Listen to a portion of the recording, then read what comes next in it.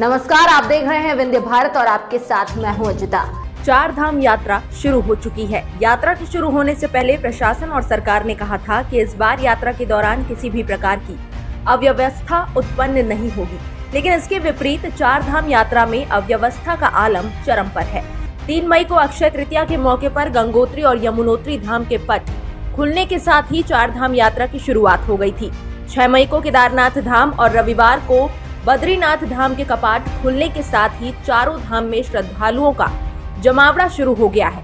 वहीं यात्रा शुरू होने के सिर्फ 6 दिन के भीतर 16 श्रद्धालुओं की भी मौत हो चुकी है। ज्यादातर मौतें हार्ट संबंधी समस्याओं के कारण हुई है। दरअसल चार धाम 10,000 फीट और 12,000 फीट की बीच की ऊंचाई पर स्थित है। इस वजह से कई तीर्थयात्रियों को दिल संबंधी परेशानी हो गई। एक हैरानी की बात यह है कि राज्य ने तीर्थयात्रियों को हेल्थ फिटनेस प्रमाण पत्र देना अनिवार्य नहीं किया था और न ही तीर्थयात्रियों की संख्या पर कोई सीमा तय की गई। इसके अलावा इस साल कोविड टीकाकरण प्रमाण पत्र या निगेटिव टेस्ट रिपोर्ट को भी अनिवार्य नहीं किया गया है। वहीं स्वास्थ्य विभाग के कर्मियों ने कहा कि मौतें कई कारणों से हो रही हैं। उत्तरकाशी के मुख्य चिकित्सा अधिकारी डॉक्टर KS चौहान ने कहा, तीर्थयात्रियों की संख्या पर कोई सीमा नहीं है और इसलिए चेक पोस्ट पर भीड़ बहुत अधिक है।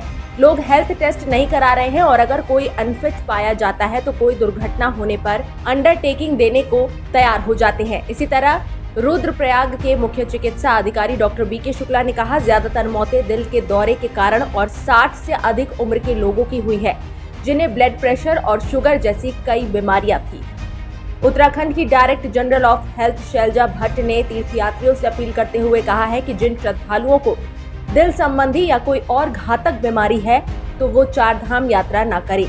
इसी के साथ जल्द ही वो टूरिज्म डिपार्टमेंट को पत्र लिखकर श्रद्धालुओं के लिए एडवाइजरी जारी करने की बात कहेंगी। यात्रा शुरू होने के कुछ ही दिनों बाद मौतों की बढ़ती संख्या पर प्रतिक्रिया देते हुए उत्तराखंड के स्वास्थ्य मंत्री धन सिंह रावत ने कहा कि दूर दराज के राज्यों से लंबी दूरी की यात्रा करने के बाद तीर्थ यात्रियों को यह धारणा हो जाती है कि वे इन ट्रैक को भी आसानी से पार कर लेंगे। हालांकि यहाँ तापमान, ऊंचाई और ऑक्सीजन के स्तर में अंतर है। उन्होंने कहा कि सभी चार धामों में सुविधाएं हैं। हमने प्रत्येक तीर्थ शहर में 2 अतिरिक्त हाईटेक एम्बुलेंस की तैनाती का भी निर्देश दिया है। हम जल्द ही तीर्थ यात्रियों को अपने संबंधित राज्यों में स्वास्थ्य प्रमाण पत्र लाने के लिए कहेंगे, खासकर उन लोगों के लिए जो 60 से अधिक है।